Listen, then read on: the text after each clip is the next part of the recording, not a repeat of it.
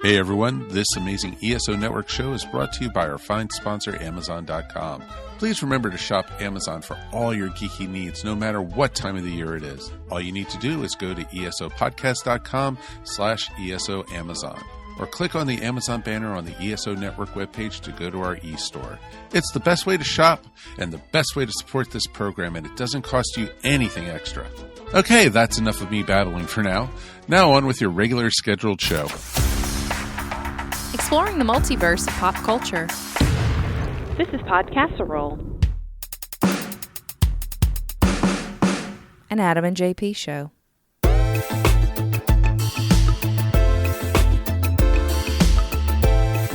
Listen closely. I think someone's doing yard work. I do believe so. It's that time of year. I think I hear a weed eater. Thankfully, our studio/garage door isn't open. That's true. You hear people mowing their grass all up and down the street. Driving down ice cream trucks. I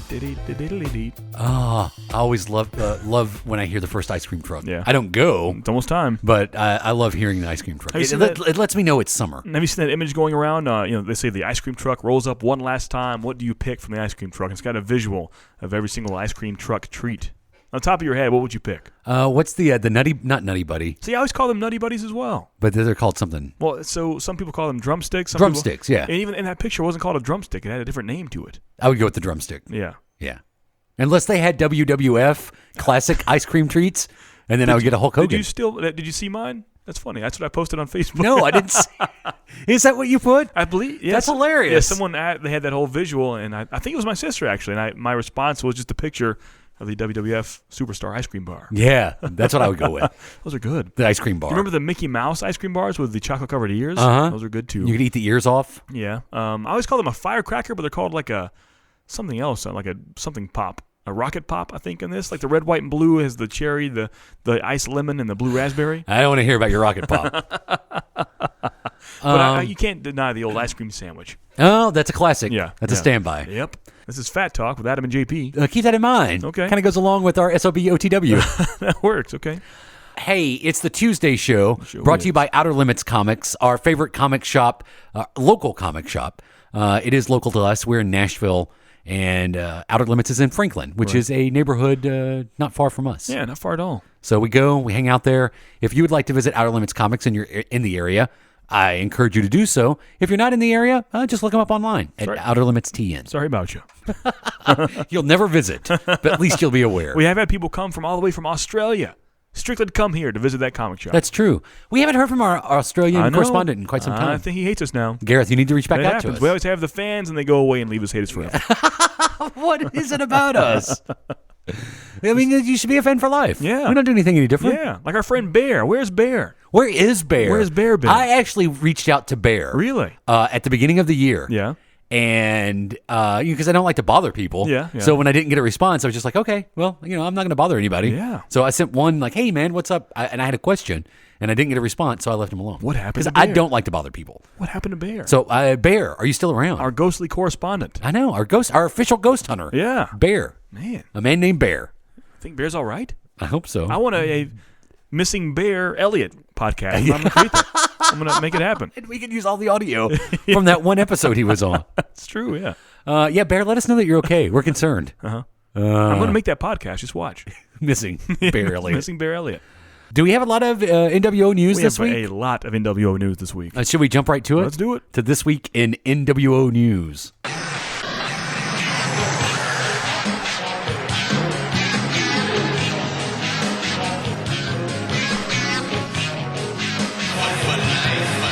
Oh, also, I want to tell you that coming up later in the show, we're going to revisit Batman Begins. Oh, yes, we are. That's the theme Nolan. this week. Yeah. It's a good classic to talk about. But it seems to be our Tuesday standard now. Yeah. This Week in NWO News. I'll let you go first. So, oddly enough, have you ever heard of the University of Cape Town?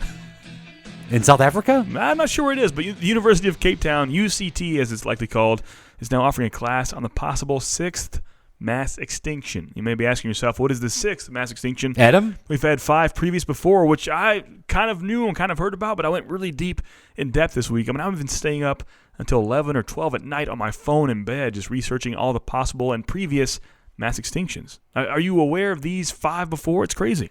Well, there were the dinosaurs. Yeah.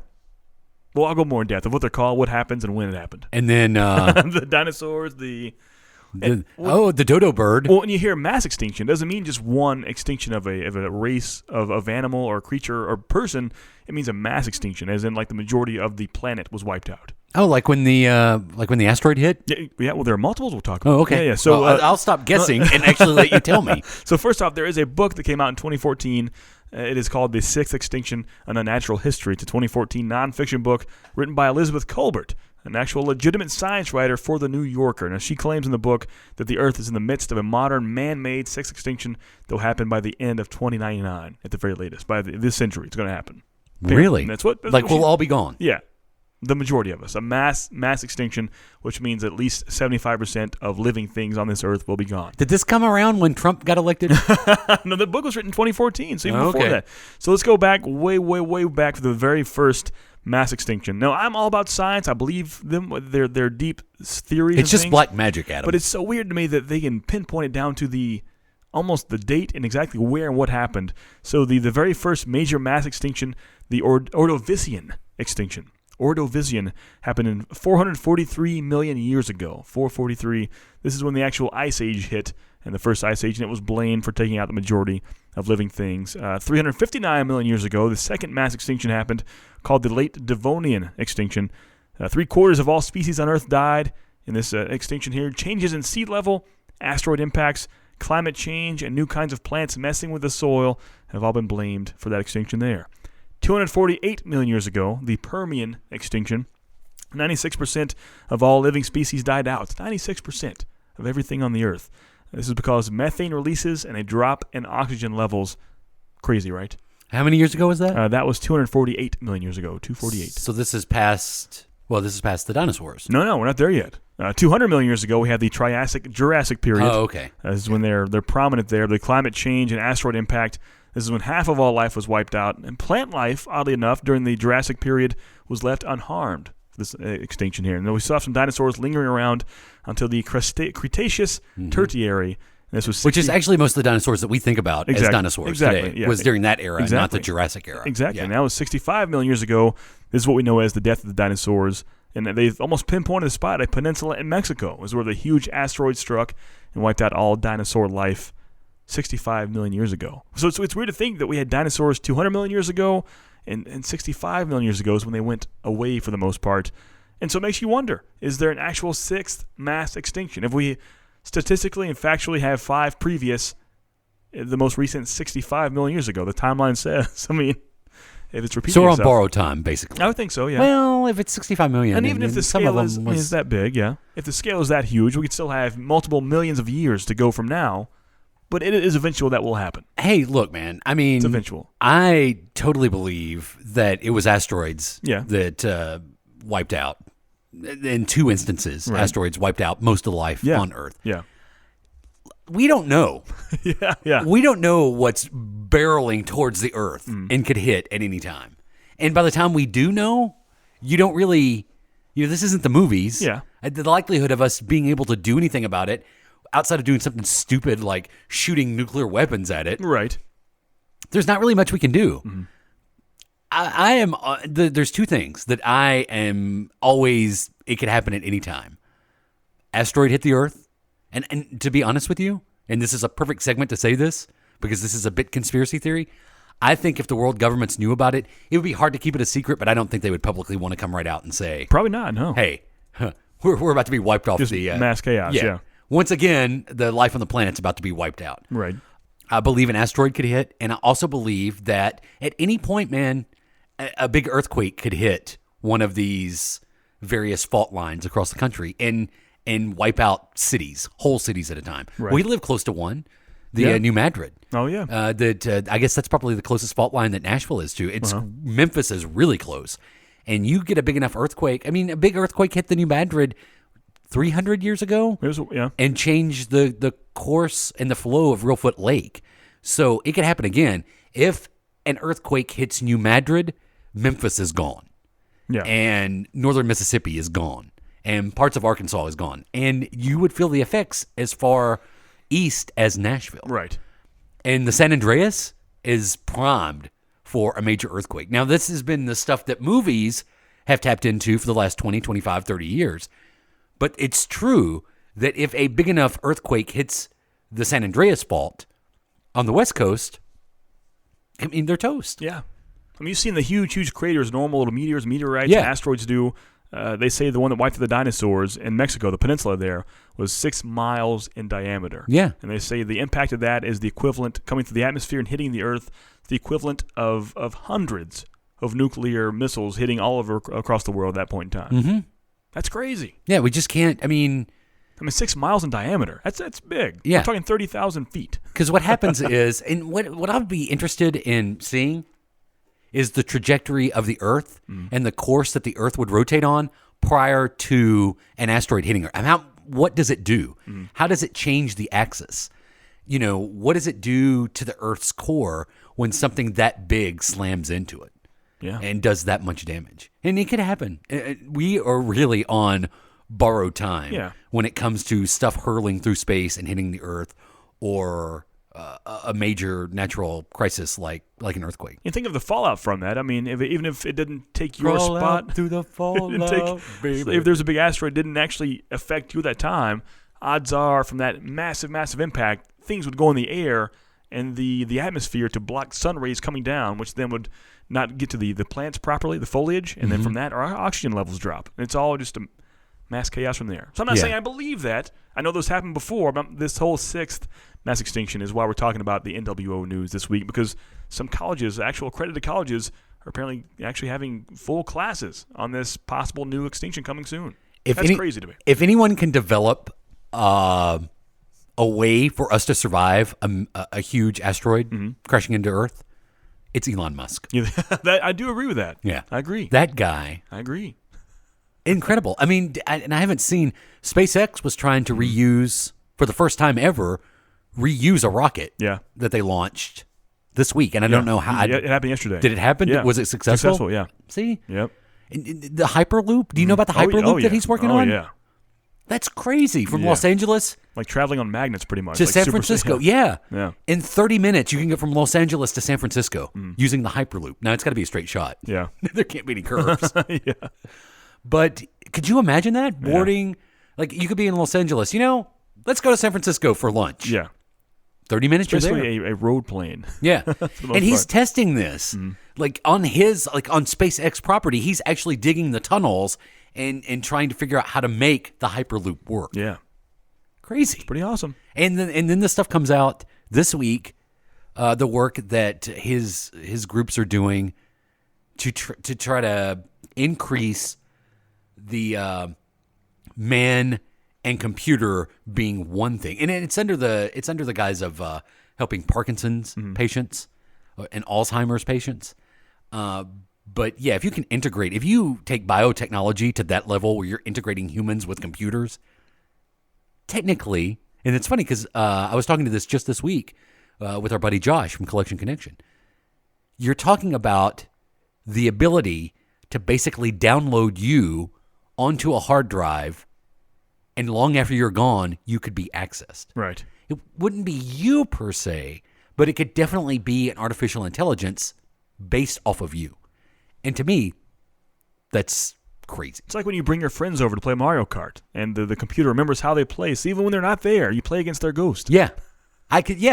It's conceivable that there is a day, but it does beg the question. If that happens, if you could be downloaded in, like, hypothetical situation, we can download Adam into a computer.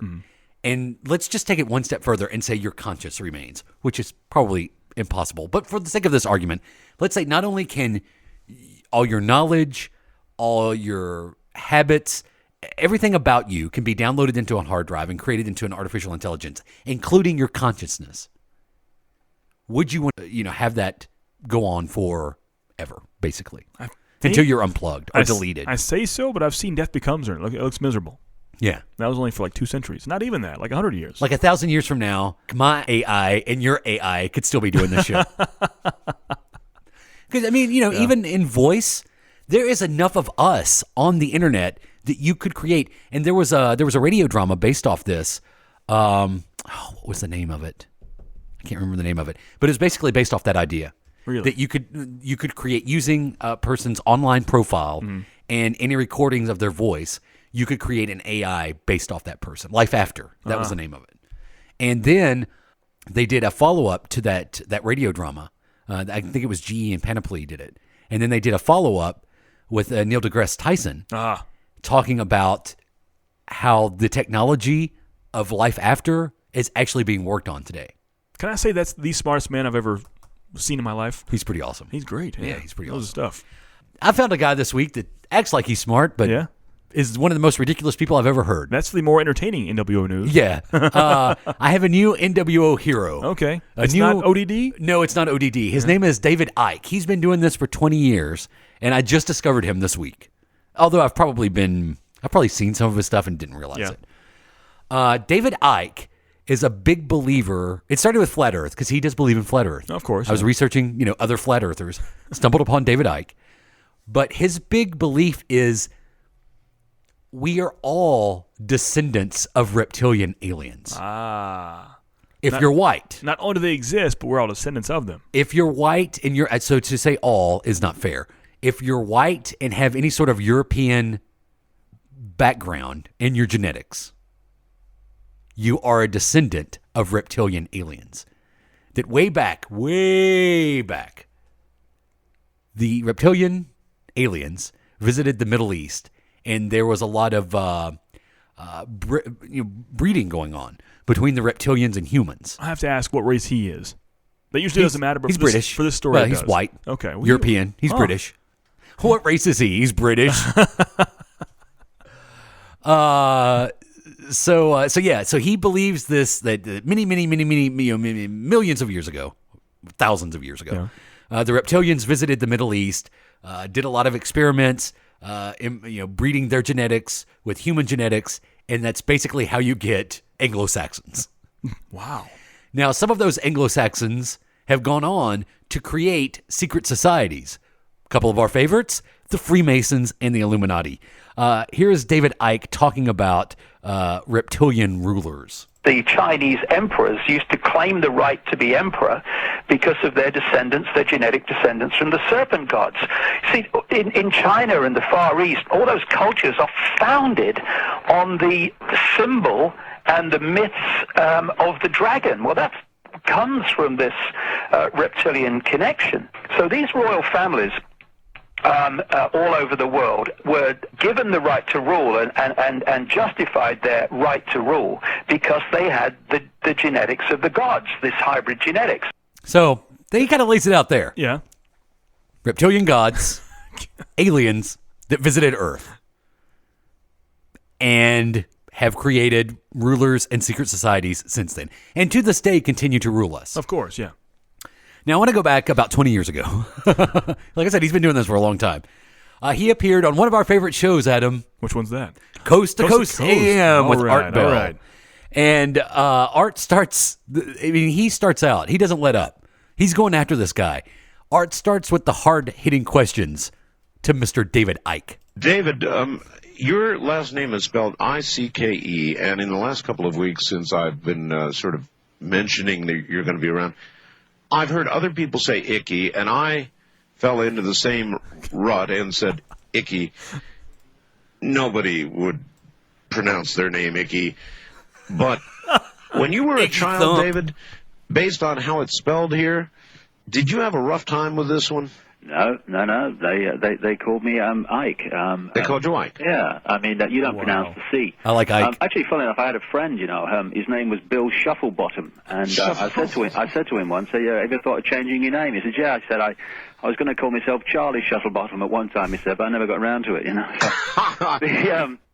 Wow. I have a question here, though. First off, go ahead. I love Art Bell, very entertaining show of Coast to Coast, but how come every recording I've heard of him sounds like he recorded it with a microwave? Why does that sound so terrible? Have you noticed that? Every single Art, I do know the answer to this. What is that? Because Art absolutely refused to go into a legitimate radio studio and do his show. Really? His show was always done from his house. I had no idea. Imagine the equipment that we use here. Yeah. For what we do, this is fine. Yeah. We're in my garage. But it sounds crisp and clear, much more than that. We have some nice microphones. Yeah. We've put up the best sound protection that I could find. Right, yeah. Imagine having a nationally syndicated radio show that you do nightly from this. Yeah. It's ridiculous. But that still sounds pretty. Every recording always sounds like it's inside of an old microwave. Yeah. That's just the thought. Plus, I think part of it is also that this was recorded from a radio broadcast, which is going to have a little weird sound anyways. So they go on, and he starts talking about his reptilian, breeding leaders, NWO, Illuminati, all his theories. And then they go to the phones. And I love it when they go to the phones. Now, remember, this is 1998. And really the only reason why I'm playing this is because the caller's pretty funny. Hello, where are you? Yes, hi, this is Jeff. I'm calling from near Tampa, Florida. And on a digital cellular phone in a vehicle. Yes, sir. All right, see, I'm psychic. Go right ahead. No, yeah, I knew you would like this phone. So you're right. I'm looking up things online. There are pictures of Art Bell like in his bedroom, pretty much. Yeah, that's his studio. Yeah, that's where he would do. What were you listening to? I think there some other stuff was still playing from earlier. That's funny. My bad. So the caller calls in and he's on his fancy new digital phone. That's funny. Cell phone. Is it a flip one? Is it a big gray brick? Is it a Nokia? Art, I'm playing Snake while I talk to you. Art. What was your first phone? What did it look like? Nokia on the old brick. Like, one of those. The Snake ones. Yeah. The guy that sold me mine called it the checkbook. Really? My phone. Was it thin? It was very thin. Oh, wow. And it was flat. Really? Was it a flip phone? Thin. It wasn't a flip phone. Weird. And then it had the little antenna that you would pull out of the top. Oh, okay. And you couldn't text on it. Then you went to the Sony Then Ericsson. my next phone was the Nokia. Okay, then you had Sony Ericsson. Then I had the Sony Ericsson. I love that one. And then I had something called then I went from the Ericsson to a flip phone, like a Motorola flip phone. And then after the Motorola flip phone, I had something called the Blitz. Oh, wow. Do you remember that? No. It was the square, and then you would just push it up. Oh, yeah. You remember that? Yeah, and it had the quirky keyboard. Yeah. Like you would push up the screen, and the keyboard was underneath it. Mm-hmm. I had that. I hated that phone. Yeah. That's my least favorite phone.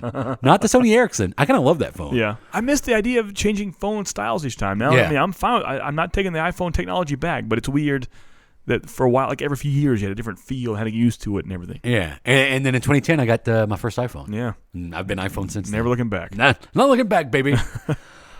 Okay, so here we go. So this caller asked this question, and basically his question to David Icke, reptilian expert, is if as we end this, as we near the end of the millennium, what is the agenda? Actually, I think I have him asking this question. Let me see if this is it. Actually, my question is it, this. The gentleman, you were mentioning an agenda, and I was wondering if, with the coming of the millennium and whatnot, if you suppose maybe this agenda could be from perhaps, a higher power, like, could this be in the big plan, maybe God's plan, or could ultimately this be have something to do with the coming of the Antichrist or anything of that nature? So I heard you mentioning some things about having a spiritual awakening and some experiences of that sort.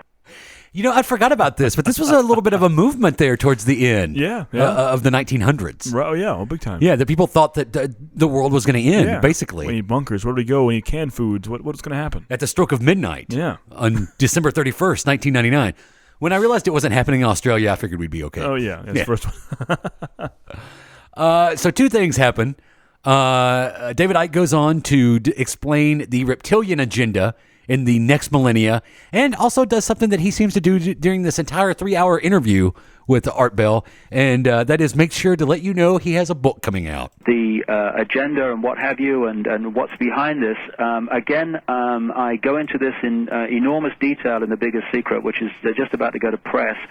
It seems to me the way that I'm looking at these things now is that one of the key reasons why there is an obsession, there are a number of reasons, but one of the key reasons why there's an obsession with holding this genetic structure is somehow the vibrational resonance between that structure and the consciousness, which I think is operating from the lower fourth dimension, what other people call the lower astral, whatever name you call it. I call it the cesspit level. It's a level that vibrates to the lower vibrational emotions like fear and guilt and all this stuff. You were speaking of the astral plane. Yeah, I think that these particular key bloodlines resonate to a vibrational frequency that is far more compatible with this lower fourth dimension than the other genetic lines that are not of this particular type. I have no idea what he just said. I was listening to every single syllable. I'm so confused right now. But what's amazing is Art Bell can keep up. Oh, you're talking about the astral plane. Exactly, Art. Or maybe it's all bullshit, and I don't know. I'm just going to say yes. Wow. That got deep. Or maybe not. Maybe it was really shallow. I don't know. I don't know. I don't know. Well, so he continues that. I think his explanation goes on for about 20 more minutes. Yeah. And then another caller calls in, and along the same lines, kind of wants to know, like, as we go into the future, and it seems like more terrorism is happening around the world, which was true. Right, yeah. Where does these reptilian leaders, what role do they play in the different conflicts? And then David Icke explains that the reptilians are the supreme beings. When there is conflict in the world, they're actually playing both sides of the conflict, and we are the pawns in the middle, the ones that don't know and don't realize and don't believe what he's saying. When you look at a situation of Bush back in the first Gulf War against Saddam Hussein, we need to start looking at two faces of the same side. And the pawns in the game are the American people, which Bush was over, and the Iraqi people, which Saddam Hussein was over. Why did Bush, who condemned Hussein as the new Hitler, and actually Bush should know because his father, Prescott Bush, was one of the funders of Hitler through the Harriman Organization, well documented in my books and others. Why suddenly did he stop before he got to Baghdad? People were taken aback. What's going on here? Why hasn't he completed the job? I was one of them, yeah, exactly. Why? Because they wanted to keep that situation so they could play the card again. So, in case you know, if you're a little fuzzy on your history from the 90s, when Iraq invaded Kuwait, which is a neighboring country, a smaller neighboring country, rich in oil, and we go in and basically lead this worldwide coalition to get the Iraqi army out of Kuwait. The support of the United Nations, the support of the U.S. Congress, the support of the world was, and I remember President Bush saying this, we are not going to invade Iraq. Our only purpose is to get Saddam Hussein out of Kuwait. Now, I'm not taking up for Bush. I'm not, this isn't a political thing. I'm just telling you history as I remember it. There was never a plan for the U.S. to invade Iraq at the time. It was always to get the oppressing force, as it was portrayed, out of Kuwait. But according to this guy, they've been buddies for years and were involved with killing Princess Diana. Right. The reptilians. Now, don't forget, what he's saying is Saddam Hussein and the Bush family, all part of the bloodlines that descend from the original reptilian people that came to Earth thousands of years ago. Now, I say this every week. Are these people believing what they're saying? Are they trying to make a quick buck? Are they insane? Remember, he always says, buy my book. Right. Don't forget, you can find it in my book. By the way, I have a book coming out next month. If you were trying to write a book, wouldn't you write a nice children's story, maybe? Instead of looking like a crazy person in the rest of the world? I'm just saying. I don't know. Hey, you should look this guy up, David Icke, online. Icke?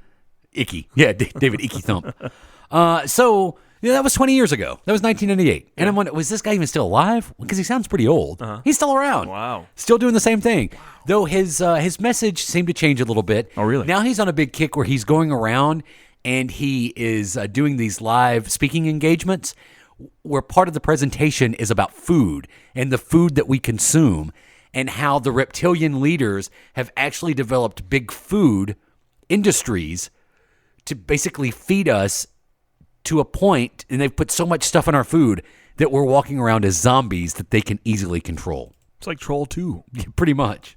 We come into this reality and we become prisoners of the mind in that eggshell. And now we're in this world and of it.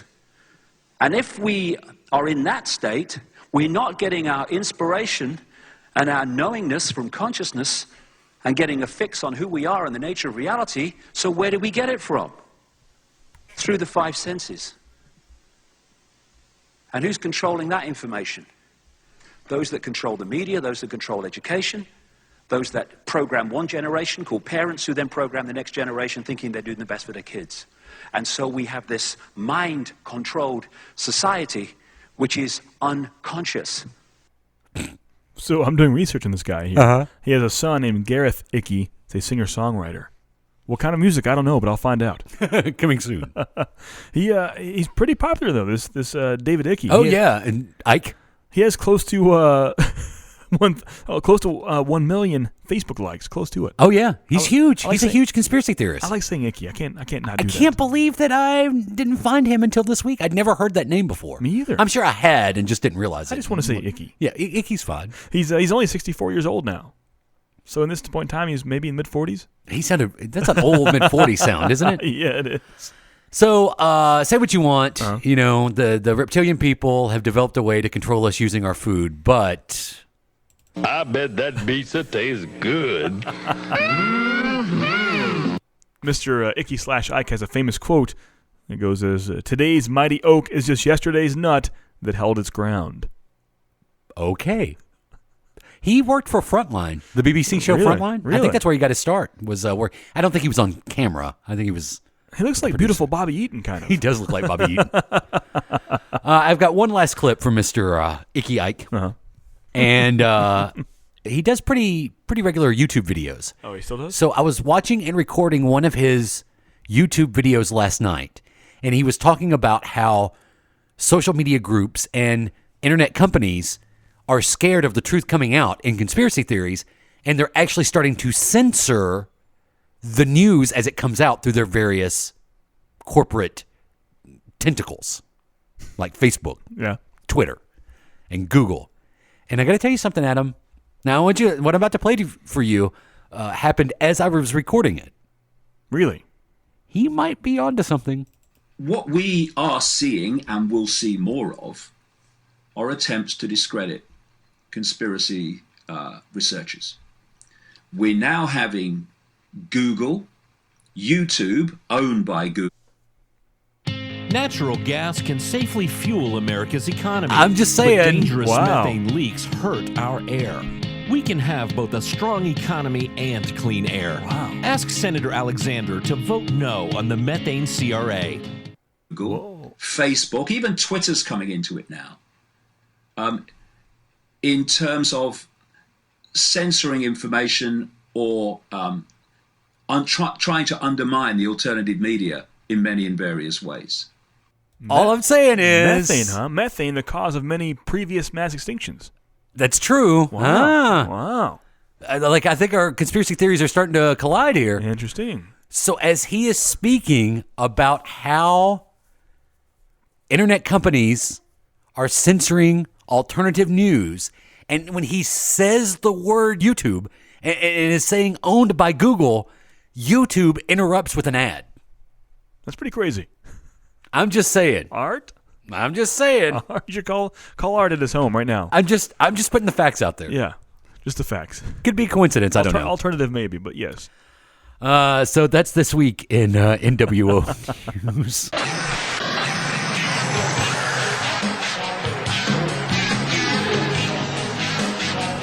I like these little conspiracy trips. It's pretty fun, right? Yeah. It's kind of depressing, extinctions and us being ruled by the lizard people, but whatever. Yeah. Oddly enough, there's never been an extinction since the lizard people have been in charge. Ah, makes sense. Maybe they're the proper leaders. Coincidence? I think not. I think not. Something that we like to do on Tuesday is, I guess, our version of shout-outs. Yeah, sure. Yeah, but we don't call them that. It's the SOBOTW.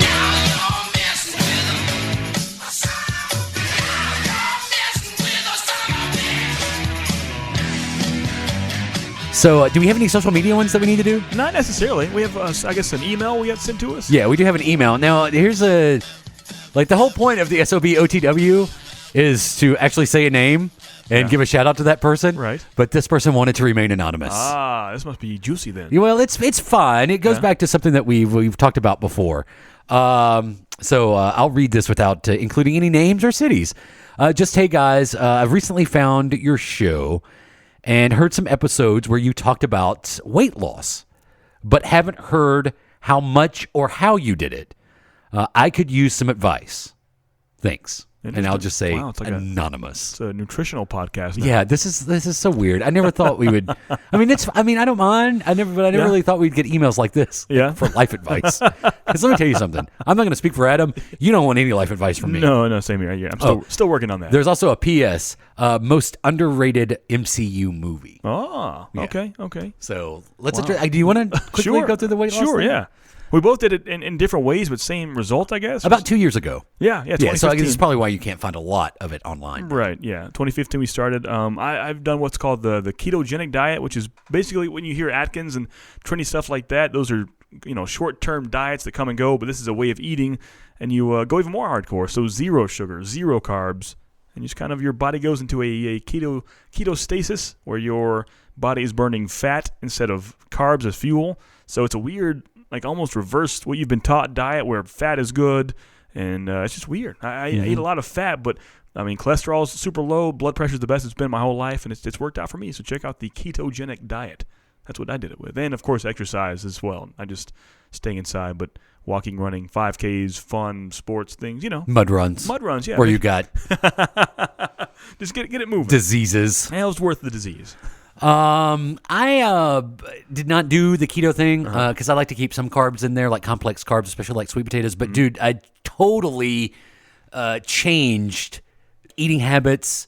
I was big on convenient fast food and totally got away from that, and cooking more at home and making smarter choices. A lot of protein. But also, like I said, the complex carbs like sweet potatoes and exercising more, just getting out moving. Yeah. That's it. That's really it. Like, I'm not an expert and I don't know, I can't tell you, I can only tell you what worked for me. And everyone's body is different. Let me make something pretty clear right here. I'm still not in great shape. Yeah, same here. I'm still above 200 pounds, which is not good. Yeah, and I'm over 200 pounds too. But when I started, I was over 300 pounds. And I was pushing 300. Yeah. I was at 275. Was my heaviest. I never told this on air, I don't think, but you didn't believe me how much I weighed when I first started. You were over 300. I was 310. Yeah. And you did not believe me. I made you weigh. We had to bring a scale over here, and I showed you my 310 on the scale. Yeah, and I was blown away because I did not believe you were 300 pounds. Yeah. But at the time, I was at 275. Yeah. Yeah. So and look, it's a constant thing. It's not, hey, I did this and now I'm done. If you slack off on it. At my lowest, I was down 75 pounds. I had lost 75 pounds. That was the lowest. That was last summer. And now, I'm about 8-9 pounds heavier than that. Yeah. So, but you got to stick with it. But I know why it happened. It's because I slacked off on my exercise. Right, yeah. You can see a simple fluctuation in anybody's body. Yeah, but I don't freak out about it. Because you know what? I'm not at 275 anymore. And I know how to do it. And I still make smart choices most of the time. If you make smart choices 90% of the time, you're going to be fine. Oh, yeah. You just got to make those smart choices 90% of the time. And I'm getting back out exercising. I've already seen like several pounds in just the last month or so. Yeah, once the warmer weather hits, we'll do more things. Yeah. So, but you just got to find what works for you. But I guess my advice would be just get out and move. Yeah. Make smarter choices eating. Don't eat a lot of junk food.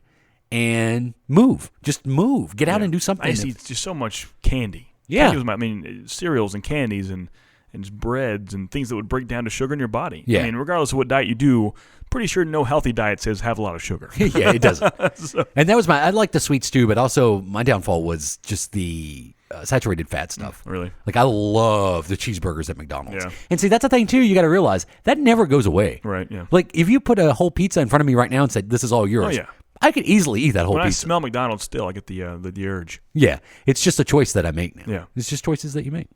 So there's our advice. Now to the second one, most underrated MCU film? Or the second part? That's tricky, but I want to say Ant-Man. I love Ant-Man. I believe it was kind of late in the game. It didn't get the proper recognition it should have. Yeah. I think so. That's not much thought into that, but I would say Ant-Man. I think Ant-Man's up there. I've really come around to Iron Man 3 over the last couple of years. Like I didn't care for it that much, and then after seeing it, a couple of times, I kind of dig Iron Man 3 now. Yeah, I like it. And I think it got bagged on a little bit when it first came out. And Captain America: The First Avenger. I've always thought that was a better movie than it was given credit for being. Yeah. So I know you like. Yeah, I need to watch it again. You're hot or cold on since it. I've seen Civil War and Winter Soldier, I need to go back because I'm a fan of that character now in the cinematic universe. Yeah. When I first saw the first movie, I didn't like him in the cinematic universe or the comic universe, so it was a tough sell for me. But he's sold me over on screen now, so I kind of want to go back and watch that again, to be honest. I've seen it once and didn't like it at all. And then you should go back because it connects to the others that you enjoy. And I think when it came out, like all the hubbub was, it was, the next one before the Avengers movie. So I think it got sucked in that undertow of Avengers a little bit and wasn't given its due diligence as a standalone movie. So I would definitely say maybe Captain America: The First Avenger is maybe the most underrated MCU film. That's how you do it. You just have to reach out to us. Yeah, Facebook.com/AdamandJP or on Twitter @AdamandJP. Just social media interaction. You talk to us, we talk to you, and you become the SOBOTW. It's how it works. Find it all now at AdamandJP.com. Batman Begins. Oh, yeah. The first of the Nolan trilogy. Let's talk about it. Next.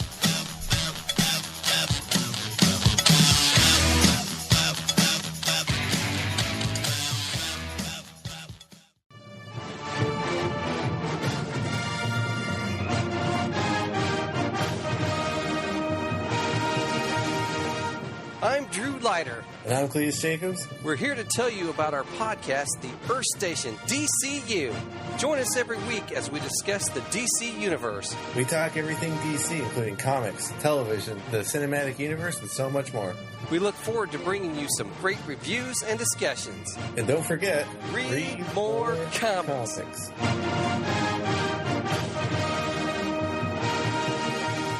If you make yourself more than just a man, then you become something else entirely. Which is a legend, Mr. Wayne. Master Wayne, are you coming back for long, sir? As long as it takes to show the people of Gotham their city doesn't belong to the criminals and the corrupt. He's here. Who? The Batman. Adam, 2005, Batman Begins. I did not care anything about when it came out. Same here.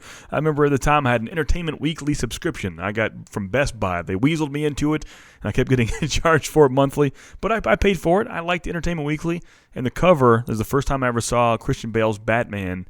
And like you said, I could not care less. It was not on my radar whatsoever. Well, for me, it was sat through Batman and Robin. Yeah. Or Batman Forever. Aww. And then nearly walked out of Batman and Robin. And so, by 2005, I didn't realize the gravitas that Christopher Nolan was bringing to Batman. So I didn't see it opening weekend. Yeah. I got to tell you, it might have been almost out of theaters by the time I finally went to see Batman Begins. I did see it in theaters, but it was near the end of the run. And I left that theater thinking, oh my goodness. What just happened here? This could be the best Batman movie ever.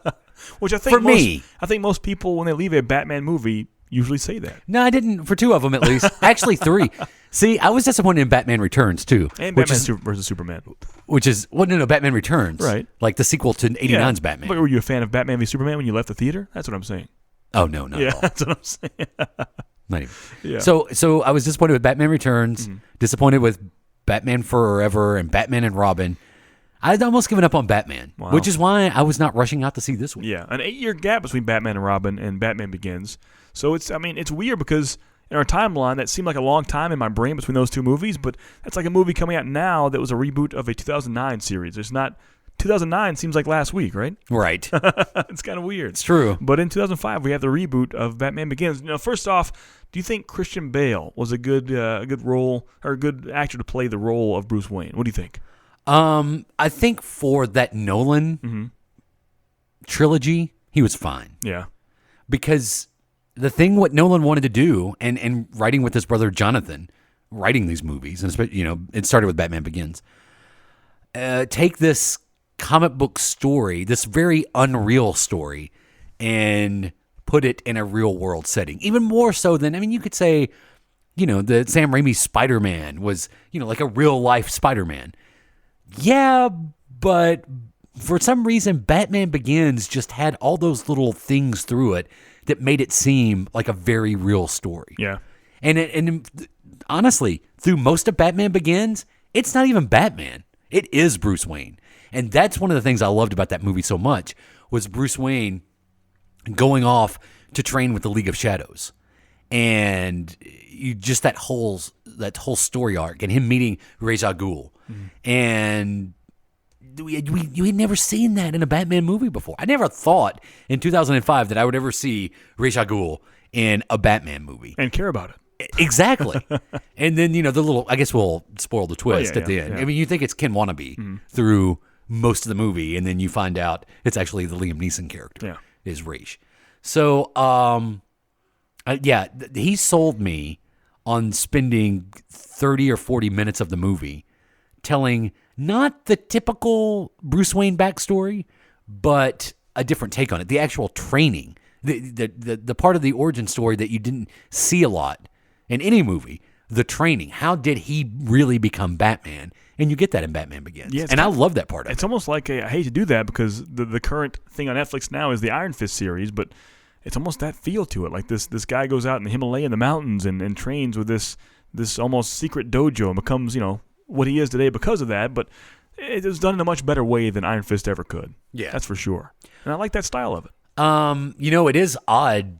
Like I talked about Jonathan Nolan. Also, David Goyer right, is one of the writers on Batman Begins. And David Goyer is hit or miss. Yeah, he is. In my opinion. Before this, he had Puppet Master. He had Blade 2, Blade Trinity. Later on, he does some Ghost Rider. It's, like you said, it's hit and miss. Yeah, didn't he write on the Superman Returns? Yeah. Didn't he do some writing on that, too? Yeah, I think so. So, yeah, he's real... I mean, he knows his comics, and he's a comic book guy, but to me, he's real hit or miss. Luckily, Batman Begins is more of a hit than anything. Yeah. Where are you? What the hell are you? I'm Batman. Now, it would have been easy. Here we are 8 years after that ridiculous... Sorry if you're a fan. That ridiculous Batman movie. Some people are, I guess. Batman and Robin. And then we get Christopher Nolan bringing this whole different world to screen that includes Batman. And he doesn't go with the Joker as the main villain. Weird, which I thought was very smart. I thought it was very smart. You think so? Because when you think of Batman, you think of the villain as being the Joker. Either an animated series or even the first movie in '89 or the old 60s cheesy, campy show itself. The Joker is always the main guy, the main forefront of villains. Yeah. And so I guess it was smart to almost bring a... People know the Scarecrow character, but they weren't too familiar compared to a Joker character. He was kind of a B player in the animated series and never really shown up in any other kind of media except for maybe some video games here and there. But it was a weird representation to have this normal-ish doctor at first and kind of see the transition into the evil villain known as Scarecrow himself. Would you like to see my mask? I use it in my experiments. Probably not very frightening to a guy like you, with these crazies. You can't stand it. So when did the nut take over the nut house? They scream and they cry. Cillian Murphy? Yeah. Is it Cillian or... I've heard Killian and Cillian. Cillian? I'm going to go with Cillian. Okay. We had seen him... What was the first thing I saw him in? Probably 28 Days Later. Right. It's the first time I saw him. Yeah. The first time you see him, you see him. That's true. I was like, That's true. What kind of movie is this? Yeah, I think him as Scarecrow was great. Yeah. I think that was... He had a real creepy vibe to it. Yeah. And then you forget the ridiculousness sometimes of comic book stories. Mm-hmm. And with them, and this is the first time had really been done in a Batman film too, was the whole, kind of gangster underground of Gotham really was played up in Batman Begins. Yeah. And, the Falcones are even the there. Falcones, yeah. I mean, once again, never thought I'd see Carmine Falcone in a Batman movie. Yeah. And here we have him playing basically one of the main villains in the movie. Mm-hmm. But then you do have the ridiculous comic book story, and that is where Scarecrow is going to try to poison Gotham with his... the fear toxin. His fear toxin. Yeah. Yeah, by pouring it into the water supply and hitting, basically the ghetto of Gotham first. Which some of those actual special effects were fantastic. Of the fear toxin effects themselves. Yeah. They're pretty awesome. One of the highlights of the movie is the first time that Batman himself gets exposed to the fear toxin. Yeah. I think the importance of that character and the way people attach themselves to that was what made the Arkham series so special as well. I mean, you think of that series, the Scarecrow character stands out to me every time in those games. That Arkham, that Scarecrow is just nightmare fueled and just fear inducing kind of character. Yeah. Well, a lot of that, I think, if you're a Batman fan, I think the animated series did a lot to increase. That's more of like an the actual awareness on the farm Scarecrow, you know? Of Scarecrow. But you're right. Yeah. Batman Begins took it to a whole new level. Yeah, but that's and just Scarecrow, that whole, have I ever shown you my mask? Yeah. Well, I said I didn't mind Christian Bale. What were your thoughts? Not a fan. Really? As Bruce Wayne or Batman, I don't like. To this day, I'm not. I mean, I like the idea of it being more mobile and he can actually move his neck, but I still prefer the old Batman of the 80s and 90s, that suit, more than this new Christian Bale suit. Is that weird? And of course, the Ben Affleck currently is my favorite Bat suit, but I just wasn't. I know it's in a more realistic world, but it seemed more like actual armor, like just war armor, which once again I know it's supposed to be the case. Yeah. Instead of a Batmobile, we have a tumbler. We'll talk about that problem I have in a bit, but it's all more realistic, and I think it kind of hurt itself for that. And I just feel like Bruce Wayne in general could be kind of a more beefy muscle kind of guy, and Christian Bale didn't do it for me. I love him as an actor. He's one of my favorite actors, to be honest. The roles he can do and the way he contorts his body to be fat, to be muscled, to be anorexically skinny. But he just didn't do it for me as Bruce Wayne himself. What about what he did with his voice when he was Batman? See, that bothers me to no end. Where were the other drugs going? I never knew. I don't know. I swear to God. Swear to me. Swear to me. It's so terrible. It's a joke now. You hear that and people make fun of it. It's a laughing stock. At least it's something, though. Yeah. Michael Keaton did a little bit in the original Batman in '89. Well, not the original, but '89's Batman. Mm-hmm. George Clooney didn't. Yeah, not like at all. when he spoke as Batman, it was freeze. No. Yeah, and Val Kilmer was a little more Kilmery. A little bit, but he did have a little rasp to it. Yeah, like that. Because you could change your it's voice. the car, right? Do that the car. I know whose voice it is. But you don't have to. But that growl that Christian Bale. I mean, I didn't mind it. I was not a fan. I'll tell you what. I don't mind the Christian Bale Batman voice as much as I minded the Bane voice. Oh yeah, in The Dark Knight Rises. Yeah, I mean, not to go back to Ben Affleck again, but it's kind of smart to have the technology. Naturally change your voice. Yes. If he has these gadgets, why not make a voice gadget? And I think you could thank Arrow for that. Yeah, because that's the route that Arrow went, and I guess the DC powers that be were like, "Oh, that makes total sense. We should do that in all our." It took us 60 years to figure it out. But yeah, the Christian Bale the voice thing didn't bother me that much. What's your take on the Tumbler and Batmobile like I spoke of? I was not a fan of the Tumbler. Yeah, not a fan. I didn't like the Tumbler. I totally understand we're going for realism here, but that just militaristic kind of style was not feeling it. The only part of Batman Begins where Nolan almost lost me is I still have horrible, vivid memories of the rooftop stuff from Batman Forever. Yeah. With the Batmobile. Yeah. Where he actually has the grappling hook that goes up the side of the building and goes on top of it. Yeah. The Tumbler jumps from roof to roof. Yeah. Now, granted, explaining that it was a bridge building device that was made for the military and construction of temporary bridges helps. Sure. But there's never a reason Exposition is fun. to put the Batmobile on a building. You don't have to. And they did it in Batman. That was the only movie they did it in. Was it? Or did they do it in The Dark Knight Rises? I feel like he and Catwoman were on the rooftops for a bit. Maybe. Yeah. He had it hid on the roof, I think. But yeah, that rooftop to roof. Now, once he gets off the roof this and isn't a car, and the Gotham cops are chasing him, and where all the lights get shut off, and then all of a sudden the Tumbler has some cool stuff, but yeah. I like the cycle more. Yeah, the Bat Pod. The Bat Pod, than the actual Tumbler itself. Right. I was not a fan. Yeah. What is up with the by the way, this whole cast is fantastic. From Christian Bale to Michael Caine, Liam Neeson, Katie Holmes, Gary Oldman, Cillian Murphy, Rutger Hauer even. You forget Rutger Hauer. Yeah, these are all fantastic. Did you not get the memo? Fantastic British actors, for the most part, doing American accents. I mean, I'm not against that. I don't care who's doing what, but it's odd that the British director brought in all British actors to do mostly American accented characters. Yeah. Just a weird choice. Yeah, it happens. All fantastic actors. I just thought that Christopher Nolan's British, so that's what I'm saying. Yeah. It's an odd choice. Yeah. What were you going to say about the? It felt like you were going somewhere with one of the cast members. Ooh, I don't think so. Well, I will say, British or not, Gary Oldman is the best Lieutenant Gordon. Right. Yeah. In Batman Begins, they would go on to be Commissioner Gordon. Agreed. my favorite depiction of Commissioner Gordon ever. And you know I'm a Gordon fan. You're a Gordon man. He's one of my heroes. You're a Gordon guy. I am a Gordon guy. What about escalation? Escalation. We start carrying semi-automatics, they buy automatics. We start wearing Kevlar, they buy armor-piercing rounds. Yeah. And you're wearing a mask, jumping off rooftops. Now take this guy. Armed robbery, double homicide. Got a taste for the theatrical, like you. Leaves a calling card.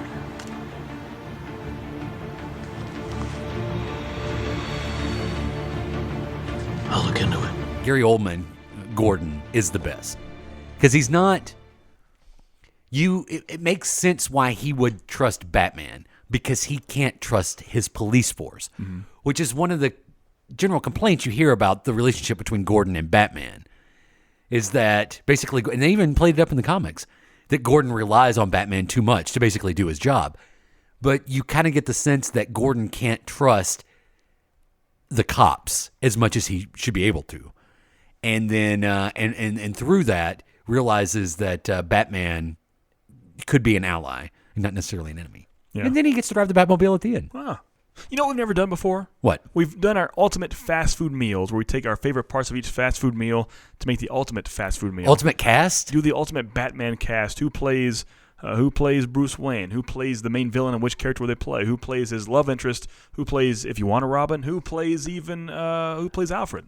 Give it to me. Give me an Alfred. Who's your actor for best? Michael Alfred? Caine. Really? I got to tell you, most of it's going to be from the Nolan franchise. See, for that, I have to pick the actual Gotham show. I love that Alfred. Oh, you're right. Yeah, I don't know his name, but I'm going to take you're Gotham right. Alfred. You're absolutely right. Go with the Gotham TV show. Yeah. He should be right. The quintessential Alfred. Okay, so who's your portrayal of Bruce Wayne / Batman? Bruce Wayne, George Clooney. Really? Yeah. Really? I just think Clooney fits the Bruce Wayne. And do you put Clooney in the bat suit, or do you No. have who's in the bat suit? In the bat suit, I'm going to put does he wear? Ben Affleck. Okay. Okay. Yeah, in the bat suit. So you have Bruce Wayne unmasked is George Clooney, but goes in the George Ben Clooney. Affleck suit. Okay. Right. I got you. Exactly. Okay. Now who's the villain? Who's portraying him? Heath Ledger Joker. Okay. I mean, hands down, right? Yeah. Okay. I can pretty much agree with that. Yeah. I'm good with all of that. And I put Morgan Freeman in there. As Fox? As Lucius Fox. Okay. Yeah. Well, yeah, because he's on Gotham too. Right. Yeah. So if you're going to have Lucius Fox, it's going to be Morgan Freeman. Good cast. What if we're later on in this Batman Dream trilogy of yours, and for this one, the producers want you to give 2 villains to them. So you have your Heath Ledger Joker. Who is his side villain in this Batman Dream Penguin movie? from Gotham. Okay. Oh, nice. Well played. Yeah. Okay. What would you do? What would your villains be? Well, of course, Heath Ledger's Joker. No. Yeah. Don't say Riddler. I'm going Riddler. I'm doing it. I'm doing Jim. I think Jim Carrey's Riddler and Heath Ledger's Joker would be a fantastic mix. That's maniacal. I think the Joker would show the Riddler a magic trick at the very beginning of the movie. That would give him a joygasm. Joygasm. That's how I think that would go down. I had to do the. Do we cover? The dream. You know what? And Joseph Gordon-Levitt as Robin. Oh yeah, let's do it. Yeah. No Chris O'Donnell. No Chris O'Donnell. Would you want a Batwoman? I'm sorry, Batgirl. I'm going to wait and see what Joss Whedon does. Oh yeah. Before we put that in a movie or not. Right now, are they teasing Jenna Malone as being that Batgirl character? Is that what's happening? I don't know. I have no idea. That slapped me out of nowhere. Right. That Joss Whedon's going to do a Batgirl movie. And we're staying on that news. Have you seen that the Justice League movie will be longer than the Batman vs Superman in theaters? Okay. Whatever. You'll get me once. Yeah. We'll be. We're going to be there regardless of how this turns out. Yeah. So who would your Batman be? I think. That's tough. I think. I know for sure Ben Affleck in the bat suit. Right. Who would your? It's actual Bruce Wayne. That's a you're problem. thinking Val Kilmer. No, see, I've always thought of Bruce Wayne as like darkish black hair, and Val Kilmer was almost like sandy blonde to me. So Michael Keaton. Maybe, but he's been kind of short and kind of skinny to me. Yeah. I think I may go Ben Affleck on both fronts. I think you should go George Clooney. I don't think so. I think I'm going Affleck on both fronts. So what about love interest? I think Dr. Chase Meridian. What? Well, I like Dr. Chase Meridian. Okay. I mean, Vicky Vale's good, of course. But how about Ra's al Ghul's daughter from the animated series? Was it Talia? Talia Ali? Not Talia Ali. She's from the Fresh Prince of Bel-Air. Talia al Ghul. Yeah. I think Chase Meridian. Dr. Chase Meridian. Yeah. A made-up character for that movie. It doesn't matter. These are all made-up characters for the most part. Yeah, this is not a biography. And did we cover your? Would you do Robin? I would do Robin. Yeah, and it would be Joseph Gordon-Levitt. Yeah, okay. Yeah, for sure. And you said your Alfred Pennyworth would be from Gotham. Gotham. Yeah, we have pretty much the same cast. Yeah. I was just curious about your dream casting of a Batman movie. I think that'd be a fantastic movie. I think it would be too. Did the movie of Batman Begins do so well in theaters? I think it did all right. I think it was a slow. Yeah. It was a slow grower. I think most people were in the same boat as us. Were afraid at first. But then when it was all said and done, it made like worldwide almost made $1 billion. Right. So that's where we get to 2008's The Dark Knight. Yeah. Which we'll do another day. Ooh, and most people say it's their favorite Batman movie, which I would not disagree with. Yeah. It's up there. Yeah. It's up there. And you still have problems, which we'll talk about in the future as well, with The Dark Knight Rises, don't you? No. I thought you had problems with The Dark Knight Rises. No. Well, I do, but I like that more than Batman Begins. Oh, yeah. I like Batman Begins more. Really? Okay. Yeah. But there is some stuff I love about The Dark Knight Rises. Yeah. I think that... it's weird. That was a total different rendition of Bane. We'll save it for later, but I enjoyed it. I did. So maybe next month we'll do The Dark Knight. Okay. And then in 2 months we'll do Dark Knight Rises. In 2 months we'll do The Dark Knight Rises. Let's we do should it. start doing that. And then after we do that, we'll pick another. Yeah. We have a lot. We have Spider-Man movies. We have everything. Yeah, we've got Fantastic Four movies. Yeah, we do. We can make it happen. Hey, before we go, there's one thing. Anything else about the Batman Begins? I think this was the beginning of the problematic superhero scores with this that kind of Hans Zimmer. The Hans Zimmer tugboat, man. I'm just not a fan of it. Yeah. I know it sounds like I'm bashing this movie a lot. I do love it, but there are parts I really don't like. I'm like you. I missed that too. Mm-hmm. I missed that kind of heroic symphony score for Batman. Yeah. But like Danny Elfman's, John Williams, that art is lost with the Hans Zimmer soundtrack. Again, it kind of fit that Nolan. Yeah, Nolan loves him. He works with him a lot. Universe. And another thing I'm going to say, another compliment I'm going to play Christopher Nolan. Another reason why that movie works so much, and all those Nolan Batman movies, is where he shot the movie. Mm-hmm. By the time you got to Batman and Robin, it seems like it was all being filmed on a soundstage. Oh yeah, totally. And Nolan went out to the real world, mostly Chicago. He shot a lot of that around Chicago. Basically, Chicago is Gotham City. Mm-hmm.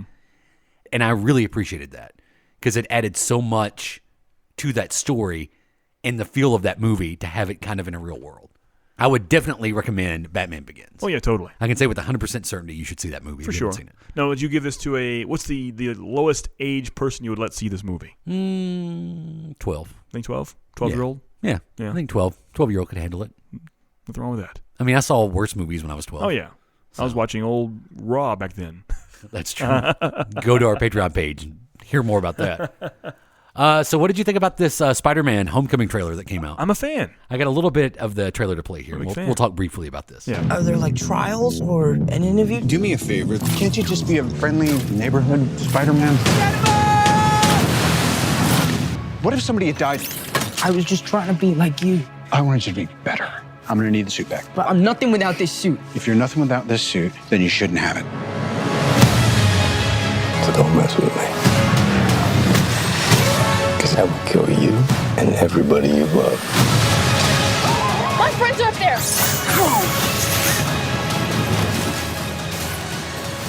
This looks great. Yes, it does. I'm going to be honest with you. Is that a great line, though? If you're nothing without the suit, you don't need it? Yeah. That's great. I love Michael Keaton back in a superhero movie that's not Birdman. Not making fun of it? Yeah. Which I like Birdman. But Yeah. But he is playing kind of a bird. That's true, yeah. He is a bird man. He is a bird man in this movie, which is kind of weird. I'm excited for this. I'm really, really pumped. You like his coat? Oh, man. It's also good. That leather coat that he wears that kind of mimics the costume from the comics. Yeah. It's also good. It is. Not only that, this week here, we also had the It trailer as well. Before we move on to that, Ned Leeds. Huh? Oh, he called him Ned. Right. It has to be Ned Leeds. It's got to be. Ned Leeds and a Spider-Man? I'll be there opening night. Yeah, I'm excited for it. I was going to anyways, but like you mentioned, this It trailer. Let's talk about this for a second. I saw something. There was this clown. Yeah, I saw him too. Look, it's all connected by the sewers. That's where It lives. If you're of a certain age, you may remember the 1990 television miniseries based off Stephen King's It that aired on ABC with John Ritter. Yeah. Harry Anderson. With John Boy. What's his name? Oh, what is his? I can't remember his name. Yeah, but that guy, he's in there. Also, played the mom on Smallville, and she was Lana Lang in Superman 3. I've forgotten already. But she's there, too. That actress. Yeah. Which was a pretty good network television version of it. And Jonathan Brandis from Ladybugs. Oh, yeah. He played one of the young kids. Yeah. This looks like it could be the Stephen King It that we deserve. I do believe so. And this is, man, as a fan of horror, I'm so excited to see this. Yeah. To be honest, it's a reboot, remake, rehash, whatever. And once again, I let out a sigh of disbelief, but I saw it, and I was more than pumped. It's very creepy looking. Yeah.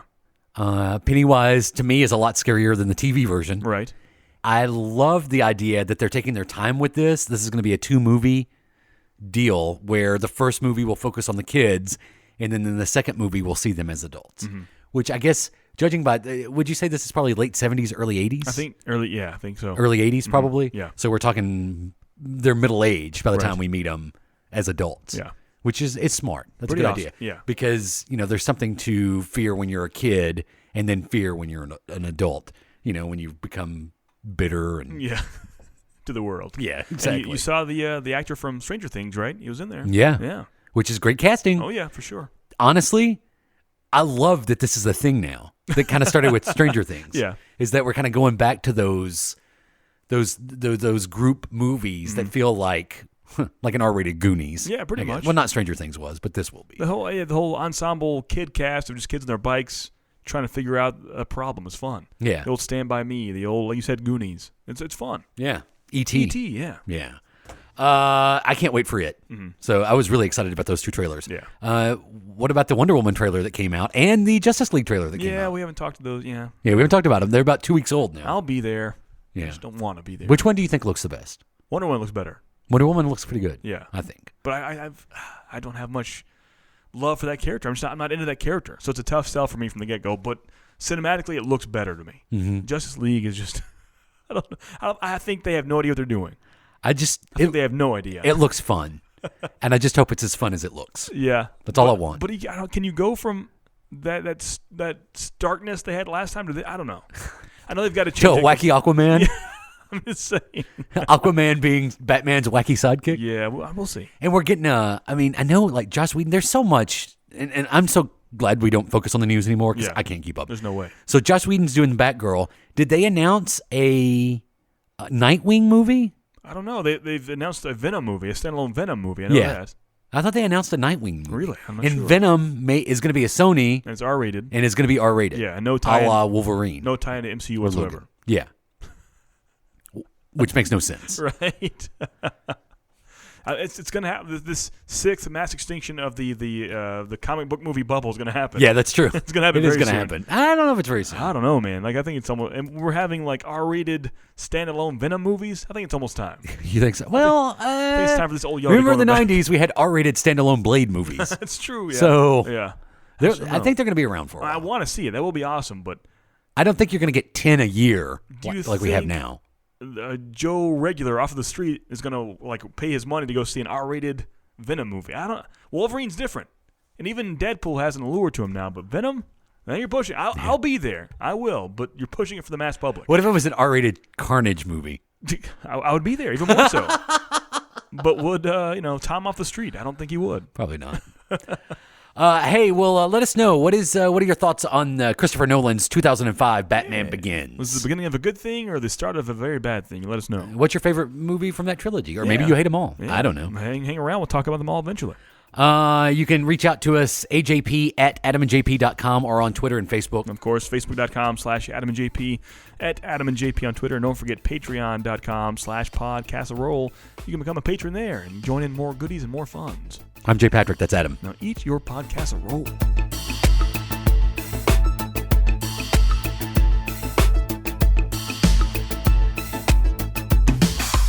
This has been a production of the Adam and JP family of on-demand talk radio. AdamandJP.com. Right now. This has been a broadcast of the ESO Network, your station for all things geek, classic, current, and beyond. Be part of the crew at ESONetwork.com.